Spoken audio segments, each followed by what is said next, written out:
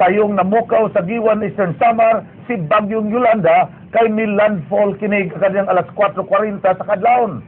Sa ikatulo ning landfall gikuso-kuso ug mayo ang lalawigan sa Subo, ilabi na ang norte ug bantang mga silinghang lalawigan. Nunot ni ini, total blackout ang nahitabo kaganiya sa dihang nagbugto ang transmission line sa Negros Panay Grid mga alas 2:14 kaganiyang hapon. Apan kaganyang mga alas 5:11 nahibalik ang kuryente sa pipila ka bahin sa Sugbo dinhi sa mga portion sa Barangay Calamba, Ermita ug Careta.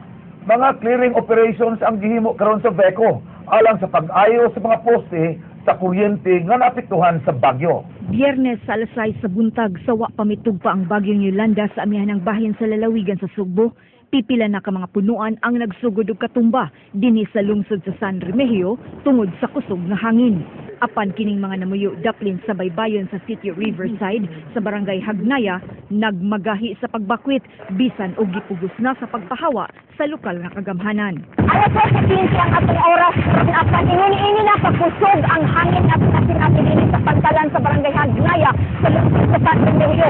Ganin sa kakusog sa hangin murag sa mapadpad sa mga tawo nga nakaron sa atong palibot. Sa akong likod akong makita nga nagsinabangay na kini mga tawo sa pag-safety ining usa ka sakayan. Tungod sa ilang kabalakan at sinugpapadpad unyang mga barko gumikan sa grabe na kusog sa hangin diining mga orasa. Dinhi una nagpasilong ang news team sa munisipyo sa San Remigio, din among nasinati ang kabangis ni Yolanda. Nangahunlak ang kisame sa munisipyo. Nangabuak ang mga samin. Nangagusbat ang mga roll-up doors. Ug nanglupad ang mga plywood sa maong edifisyo. Tungod sa kahadlok sa mga empleyado sa munisipyo, nagpunsisok sila ni ining pansayan aron makapasilong. Lakip nga ni Dutdot si San Remigio Mayor Mar Martinez. Gusbat nga balay. Dunay mga tunghaan nga di na mapuslan. Nangatumba nga punuan sa kahoy ug poste sa kuryente. Nangahapay nga kamaisan. Katubhan ug kahumayan. Sa kakusog sa hangin, wa na'y makita. Milanat og 4 ka oras ang kusog nga paghaguros sa hangin.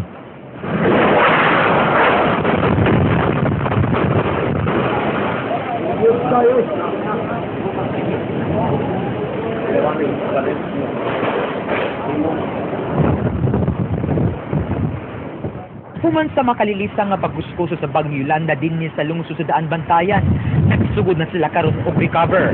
Apan human ining unos, ang ilang kinahanglan karon mo ang tabang sa uban. Sa lungsod sa Compostela, sa Dakbayan sa Danao, sa lungsod sa Carmel, mao kini ang misugat sa News 5 sa wa pa miabot ang mata sa Bagyong Yolanda. Gani usa ka multicab dito sa Barangay Sabang ang natagakan sa punuan sa lubi ug daling gidala ang driver sa Tambalanan. Atol sa bagyo na absansab namo ning mga residente dapit sa dakong sapa sa upper poblasyon nga namakwit atol sa kinakusgan nga hangin sa bagyo. Presad ka ikis kini mga tindahan at bansang misumi diri sa Danao kundi nangagusbat ang mga atos ni ini ug hantod karon gikusok-kusok gyapon ning mga atos tungod sa kusog nga hangin. Bisan asa ka mulingi, nagkalain-laing danyo sa Cebu City ang makita tungod sa bagyo. Sa Fuente Osmeña Circle, nangatumba ang mga kahoy ug wa sab naluwas kining giatngan sa tanan matag Disyembre nga mao ang giant Christmas tree. Gisiradaan ang usa ka bahin sa Osmeña Boulevard tungod sa padayong pagkatagak sa mga debris gikan sa usa ka dakong condominium dinhi. Pipila ka bahin sa atop sa Abellana Grandstand gilupad sa hangin. Kining atop sa usa ka gasoline station nagsayaw-sayaw na tungod sa kakusog sa hangin. Samtang dinhi sa IT Park, stranded ang mga call center agents nga gikan sa ilang graveyard shift. Pantaliwaning maong sitwasyon doon nagyapoy daghang mga individual nga nagpabilin dinhi sa may baybayon. Atong hinabion ang usa nila, sir. May buntag, Sir Edwin. Oh. Nganong napabilin man gyapon mo diri? Tamo mga bahay lagi, basig mga kadlat ng masin, kawaton, ang mga butang, mo na nga, pabili yung, di na madaw. Lukta na ni. Ato na yung ka, Sa inyong mga pamilya, sir. wala, pa-school lagi, kisipil na mo. Hamo lang nga, mabatay ba lang mga bahay, mintas na di pa kusok ang hangin. Apan ni pahimangno ang mga opisyalis. Taliwa sa kusog nga hangin ug uwan dala sa Bagyong Yolanda kaganinang alas 10 sa buntag, among gisusi ang pipila ka lugar dinhi sa Dakbayan ug Metro Cebu. Mas grabe kadagko sa bawd dinhi sa coastal area sa Barangay Pasil. Matag hapag sa dagkong bawd, ang tubig dagat moabot og mutugpa sa atop sa mga kabalayan sa maong lugar. Maayo sab pagkahulpa ining simentong kural dinhi sa South Road property. Wa sab mahitsura og nga bungkag kining mga payag-payag daplin sa dagat dinhi sa lawaan sa barangay Poblasyon sa Dakbayan sa Talisay. Human nilurang ang hangin dala sa bagyong Yolanda, ni banos dayon ang kusog nga uwan. Wa panumbalinga sa mga tao nga nagpasinguan og nitan-aw sa kusog nga pagsaka sa tubig baha dinhi sa sapa sa barangay San Isidro. Naukay ang mga tao dinhi human ilang nakita ang usa ka tawo nga gianod sa kusog nga bulog sa baha ug nangayog pakitabang. Pag ano na po dito sa layo pa, may tao nga nag-anod bitaw, sig pangapay. Ang kanidugukunon sa mga turista nga mga white sand beaches sa mong lungsod, di na mahitsura, human nga guba ang ilang mga cottages.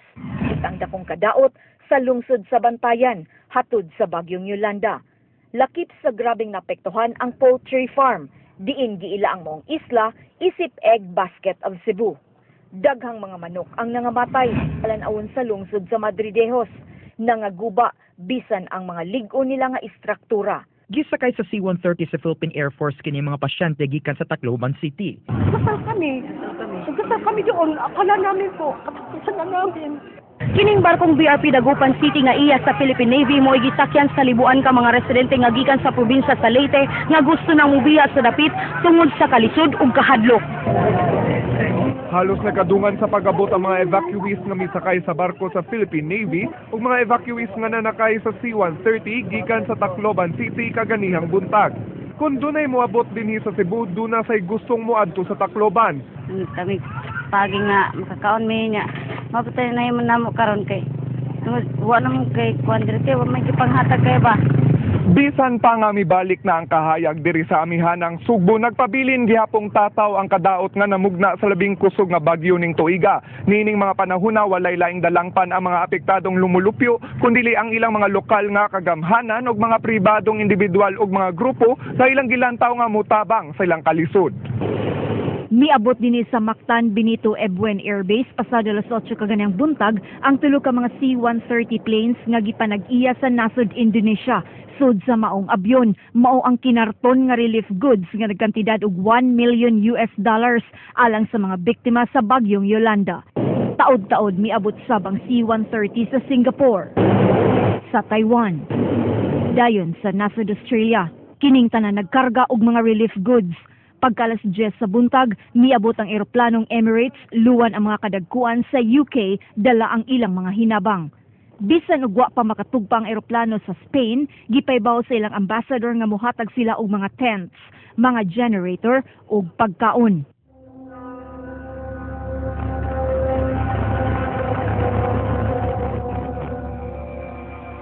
Nagsugod ang sunog sa panimay nga gipanag-iya ni Gina Cuenca. Daling nikatap ang kayo sa lain pang 11 ka mga panimay. Matud ni Gina nga nagsugod ang kayo sa gawa sa ilang balay. Duha ang napaso atol sa pag-ulbo sa kayo. Nagduda ang mga nasunugan nga gituyo ang sunog. Usa ka tumboy nga ginganlan og Jenny ang gidudahan sa mga residente. Duha kada kong sunog ang miulbo sa Dakbayan sa Subo, sud lang sa 12 ka oras. Dinupat ka barangay ang apektado ug kapin sa tulo ka gatos ka mga panimay ang naugdaw. Matod sa kabomberohan, angay ngang mag-amping ang tanan ilabi na karong panahon nga naghinangat ang Pasko, mao nga ilang pahimangno nga magbantay kanunay. Niabot sa 6 ka oras una gideklara nga fire out sa kabomberuhan ang sunog nga miulbo sa barangay Carreta ug Tehero kagahapon pasado alas 3 sa hapon. Diin miabot sa 1 ka milyon ang danyo sa sunog nga gisaka sa Task Force Bravo. Sa bakery sa pamilyang Barda, giingong nagsugod ang kayo nga daling mikatap sa mga panimay nga ginama sa light materials. Natugaw ang maayong pagkatug sa mga residente dinhi sa Sitio Kamansi sa Barangay Kiyot sa Dakbayan sa Sugbo tungod sa sunog nga niulbo kaganinang alauna imidya sa kadlawon. Iyahay ang mga residente og salbar sa ilang mga gamit. Nilanat ang sunog ug usa ka oras usa pa na kontrolar sa mga bumbero. Walay residente nga naangol apan usa ka bumbero ang nasamdan. Laing sunog ni ulbo kaganihang sayo sa buntag sa Dakbayan sa Mandaue. Kini mo'y ikatulong sunog karong simana diin naguna ang duha ka sunog sa Dakbayan sa Cebu. Naggaguliyang sayo kaganinang buntag ang mga residente sa Sitio Kamansi sa Barangay Umapad, Dakbayan sa Mandaue. Dihang niulbo ang kayo. 25 kabalay ang higit nga naugdaw. Gingong nagsugod ang sunog sa balay sa usa ka Elsa Manuel. Hibiyaan nga lamparilla ang gitumbo kay hinungdan sa kayo. Patay ang 4 anyos nga batang babae human maapil pagkaugdaw sa sunog niya atong Sabado sa kadlawon sa Barangay Parian. Grabing paso sab ang naangkon sa igsuon niini nga 2 anyos. Niabot sa third alarm ug nakontrolar paglabay sa 15 minutos human nadawat ang alarma pasado alas 4 sa kadlawon niadtong Sabado ang sunog nga miulbo sa Dan Bonifacio sa Barangay Parian. Patay ang 4 anyos nga bata nga si Maria Alexa Mutok. Samtang 5 ang nangapaso, nakit na ang manghod sa namatay nga si Princess Wayne, 2 anyos, human nakaangkon og grabing paso sa lawas.